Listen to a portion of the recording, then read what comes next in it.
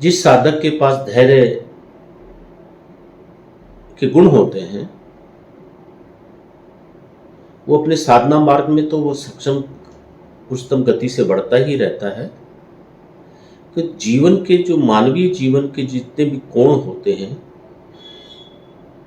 धैर्य के कारण उसके अंदर परिवर्तन आता रहता है और वो कठोर से कठोर परिस्थितियों से भी लड़ता हुआ अग्रसर होता है।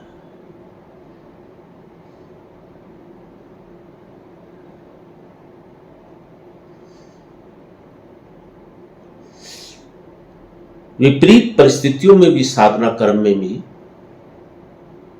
अगर साधक के पास धैर्य है तो विपरीत परिस्थितियों में भी वो खड़ा होकर उसके प्रभाव को रोक सकता है।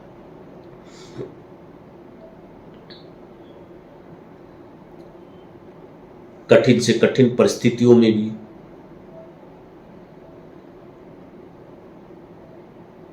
निश्चल भाव से खड़ा हुआ वो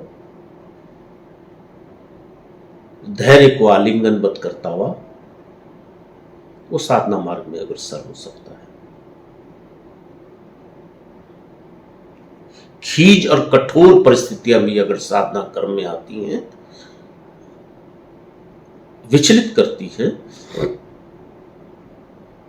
तो उन कठोर परिस्थितियों में भी वो खींच और कठोर गुस्सा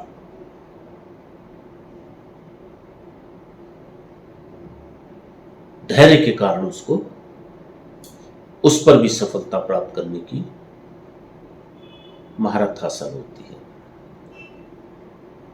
मानव से मानव बनने के बहुत अच्छे गुण हैं।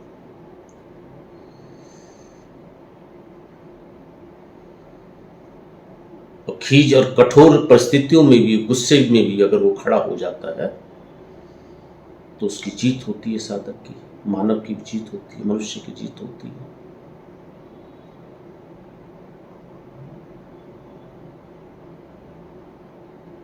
और इसके बाद भी अगर उसके अंदर नकारात्मक ऊर्जा या नकारात्मक शक्तियों का प्रादुर्भाव होता है मानव के शरीर के अंदर, मस्तिष्क के अंदर, धैर्य के कारण वो उसको पूर्णता के साथ जलाकर राख कर देता है, भस्म कर देता है।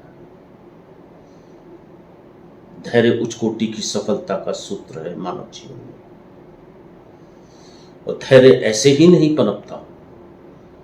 साधना के विभिन्न आयामों के साथ साधक जब अपने व्यायाम साधना के आयाम करता रहता है, साधना गति में सफलता प्राप्त करता रहता है, गुरु के चरणों में लोटपोट होता हुआ अपने जीवन को आगे करता, तो धैर्य उसके लिए एक वरमाला की तरह खड़ा हो जाता है। और धैर्य ही उच्च कोटि की प्रकाशता है। साधक को जीवन में उच्च कोटि की साधना दिलाने में धैर्य की अहम भूमिका होती है। और जब धैर्य पनप जाता है, पूर्ण रूप से आलिंगनबद्ध होता है, तो प्रसन्नता होती है, क्योंकि नकारात्मक शक्तियां भी उसके अंदर से प्रभाव से बिल्कुल भस्म हो जाती है। खीज, उसके अंदर जो खीज होती है, एक नकारात्मक एसिडिटी होती है, असंभव नहीं कर सकता, इस शब्द उसके मानस में बार बार प्रकटते हैं, वो उनसे भी छुटकारा पाता है। क्रोध, जो क्षण भर उसके देह में क्रोध पनप जाता है और उसके शरीर को जला देता है और उसके सद्गुणों को क्रोध बिल्कुल खत्म करता है, तो क्रोध को रोक कर, क्रोध पर विजय प्राप्त कर भी वो अपने जीवन में धैर्य की परीक्षा ले लेता है।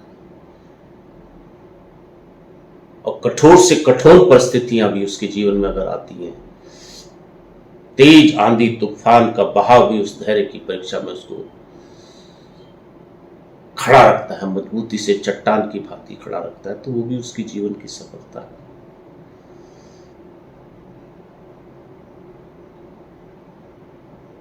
तो साधना मार्ग में तो मानव, साधना मार्ग में साधक के जीवन की पूर्ण अभिलाषित भाव की सीढ़ी है, जो साधना मार्ग की चरम सीमा पर उसको गुरु का मिलन कराती है।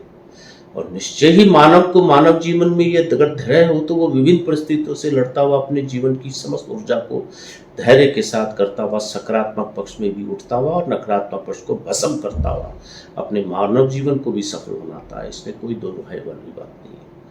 तो धैर्य की बड़ी ऊंची प्रकाशता होती है, तो शांत भाव से, धैर्य मन से उसको अपने जीवन का गुरु के चरणों में, गुरु के वचनों से इन धैर्य को अपने शरीर के साथ धारण करते हुए अपने मार्ग में अग्रसर होना चाहिए।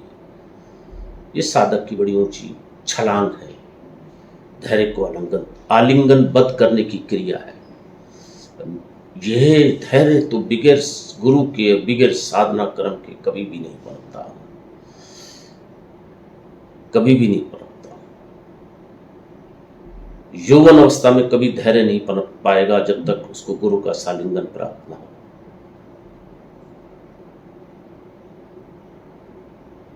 और यौवन अवस्था में ऊर्जावान बने रहने के लिए धैर्य बहुत जरूरी है। और जीवन के उस मोड़ में जब उसका शरीर शिथिल हो जाता है तब उस समय धैर्य की कोई बात नहीं होती है। तब वो खुद ही अपने आप को सूक्ष्म स्वरूप में अंदर होता हुआ, अपना चुपचाप होता हुआ और शांत होता हुआ अपने आप को एक मुट्ठी भर विसर्जन क्रिया में लग जाता है। तो उस समय धैर्य की इतनी ज्यादा आवश्यकता नहीं होती है।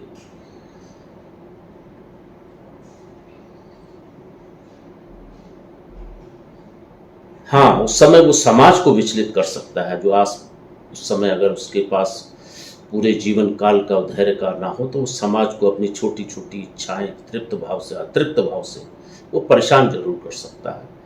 तब भी वो अपने मूल छोटे छोटे उस भाव में चलाकर अपने आप को खत्म करने की क्रिया करता है। पर यौवन अवस्था में अगर उसको गुरु का संग का धैर्य मिल जाता है, धैर्य धारण की क्रिया मिल जाती है, साधना कर्म में करती है, तो वो ऊर्जावान होकर अपने शरीर के रक्त के साथ ऊर्जावान होकर प्रकृति के साथ आनंद में जीवन को व्यतीत करता हुआ मानव से मानव बनने की क्रिया में संलग्न हो जाता है।